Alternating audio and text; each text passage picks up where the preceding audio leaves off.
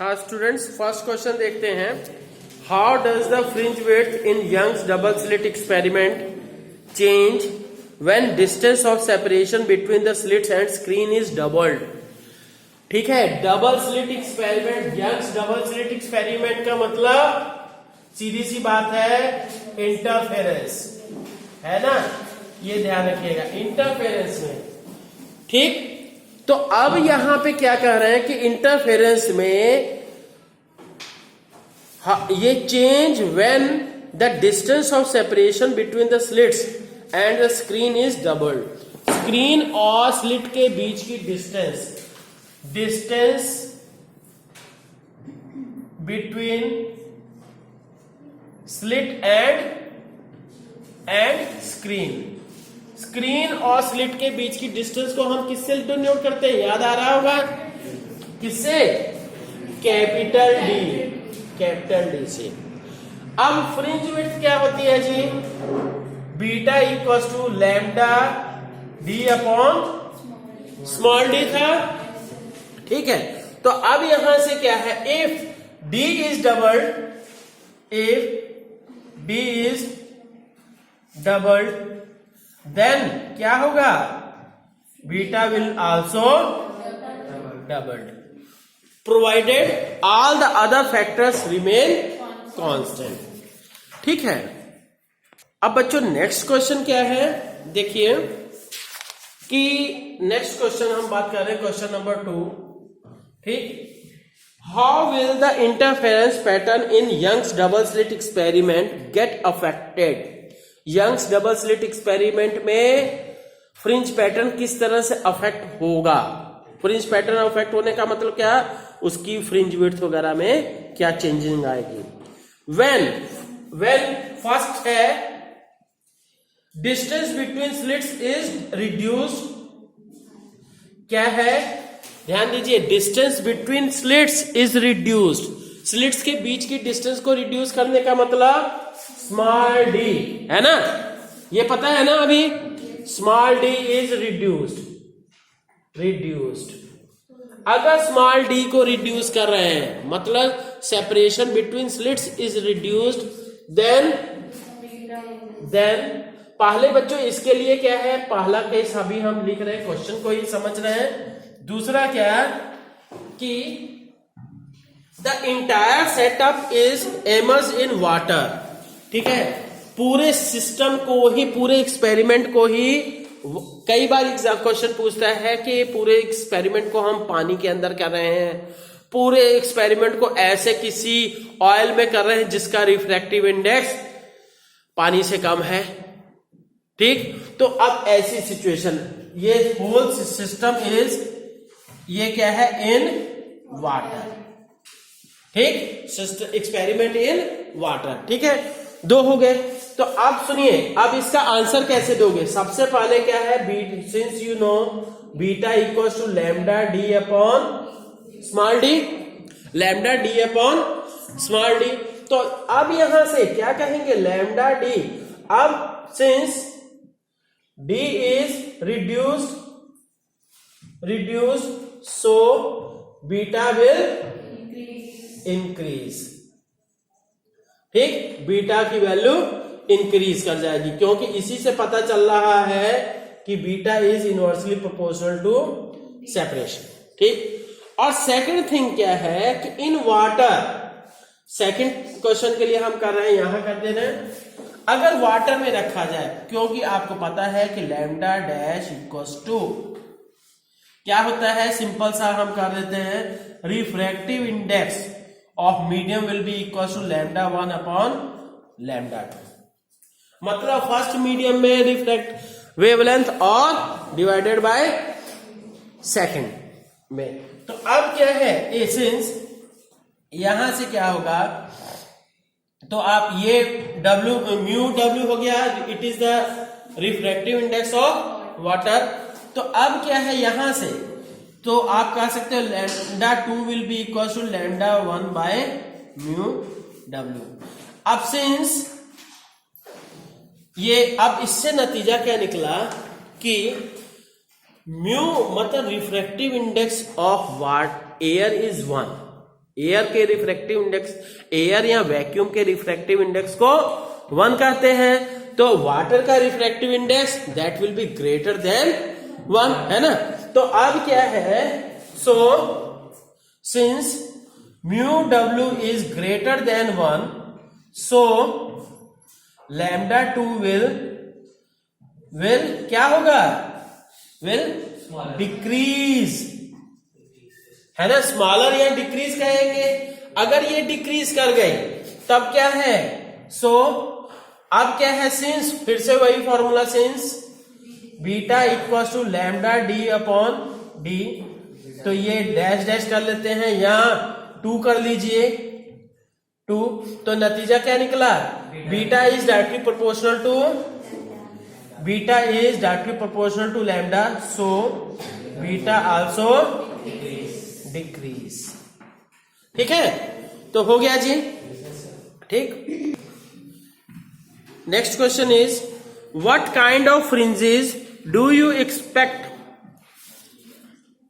To observe if white light is used instead of monochromatic light. बच्चों ध्यान दीजिए कि आप सभी को इंटरफेरेंस एक्सपेरिमेंट करते समय मोनोक्रोमैटिक लाइट कोहेरेंट सोर्सेस की बात कही जाती है, ठीक। अब ये क्वेश्चन पूछ रहा है कि अगर मोनोक्रोमैटिक मतलब सिंगल कलर की, या तो ग्रीन है, या तो रेड है, या तो ब्लू है, ऐसे मोनोक्रोमैटिक के स्थान पे अगर हम क्या है व्हाइट लाइट यूज करेंगे तब क्या होगा। This is the question number 3। हाँ, इंटरफेरेंस नहीं होगा, नहीं।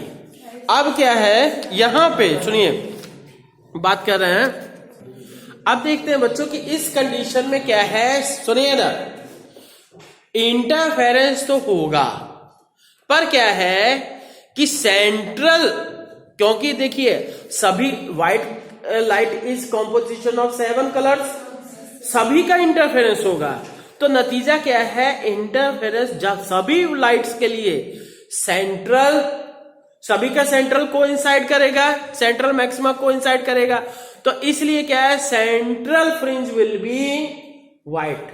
ठीक है, क्या है, if white light is use, अगर व्हाइट लाइट को हम यूज करते हैं then central fringe will be क्या होगी जी, then central fringe will be white,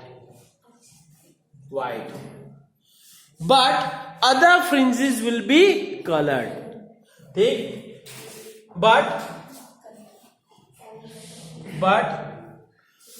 other fringes will be of different colors,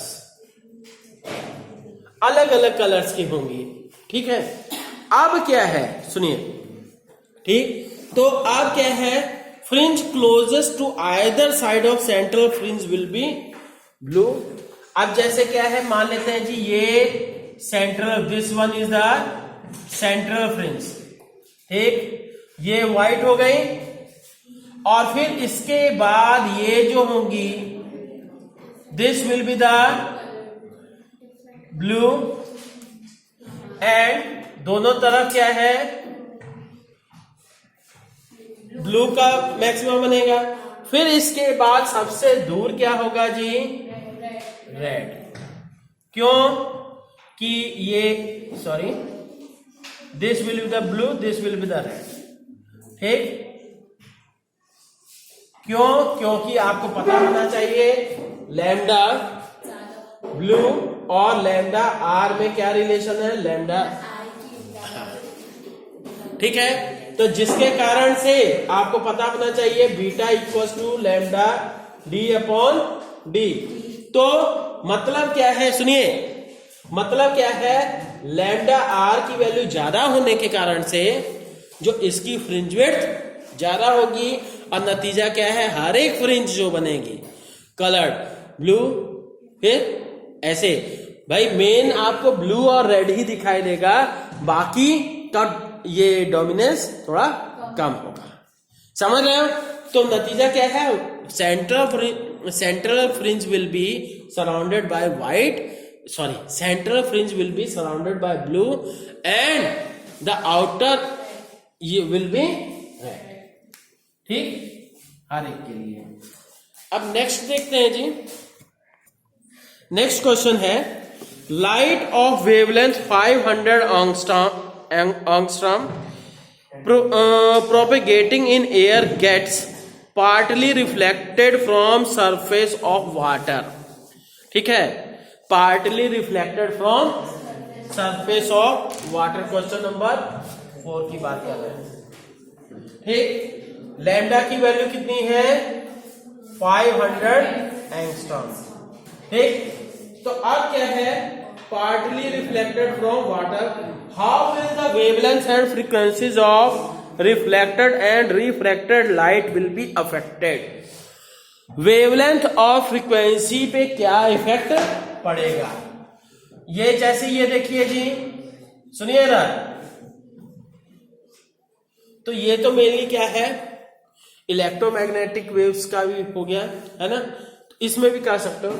हाँ, ये क्या कि ये इंसिडेंट लाइट रे है, this one is the water, और ये क्या है? कुछ लाइट इधर चली गई और कुछ light reflect. This is the refracted light रे and this one is the reflected, है ना, and this one is the incident. अब ये बताना है कि रिफ्लेक्टेड मतलब लैम्डा पे क्या इफेक्ट पड़ेगा और फ्रीक्वेंसी पे क्या इफेक्ट पड़ेगा। पहली बात, फ्रीक्वेंसी पे क्या इफेक्ट पड़ेगा? सोचिए जरा सा, बोलो। हाँ ठीक है, फ्रीक्वेंसी सुनिए इधर। सिंस पहली चीज, since the frequency is the property of the source not the medium, since frequency is the property of source, ठीक, not the medium, not of the medium, of the medium, ठीक। so frequency of reflected as well as refracted wave, light wave will remain same। so frequency of reflected and reflected को R से show किया, and refracted light ray, refracted light ray will remain same, ठीक है, will remain same। अब दूसरी बात कहते हैं कि वेवलेंथ पे क्या इफेक्ट पड़ेगा। First thing, since the reflected light wave is in the same medium, so wavelength will remain same। since, ठीक, for reflected ray, reflected R, since the medium is same, since the medium is same, so wavelength भी same रहेगी, so lambda will remain same, ठीक, lambda की value same रहेगी। पर अब दूसरी बात करते हैं फॉर रिफ्रैक्टेड, तो क्या है? आर डैश की बात कर रहे हैं जो कि वाटर के अंदर चली गई, तो वहां के लिए क्या हो जाएगा? रिफ्रैक्टेड के लिए आपको पता होना चाहिए कि mu W equal to lambda 1 upon lambda 2, ठीक। तो यहां से क्या है? तो लैम्डा 2 कहिए, लैम्डा 1 मतलब इसमें और लैम्डा 2 इसमें, तो lambda 1 by mu W, and since mu W is greater than 1, so lambda and lambda is inversely proportional to mu. तो इसलिए क्या हो जाएगा, ये 1 से ग्रेटर है, ध्यान दीजिए, ये 1 से ग्रेटर है तो और इनवर्सली प्रोपोर्शनल है, तो क्या होगा, lambda will decrease, lambda will decrease. ठीक, तो ठीक है बच्चों। Yes sir.